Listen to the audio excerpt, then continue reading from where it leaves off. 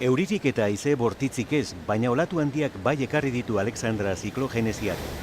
Urruti dago ekaitz handi hori Islandia hegoaldean, baina hain da indartsua gurean ere igarri eginda. Eta zer aproposagorik gaur Getxoko galean. Olatu handien munduko probetako bat egin dute arratsaldean.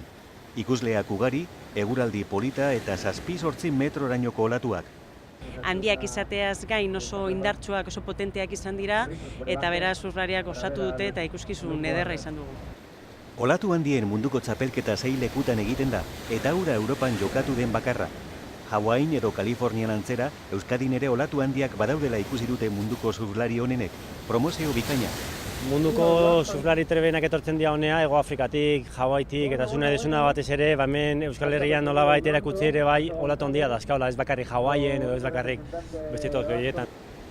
Surf zaletasuna gorantz doa, asko gainera, 110 hasten da urtero munduan. Gaurkoa moduko ikuskizunek surfaren aparretan jartzen dute Euskal Herria.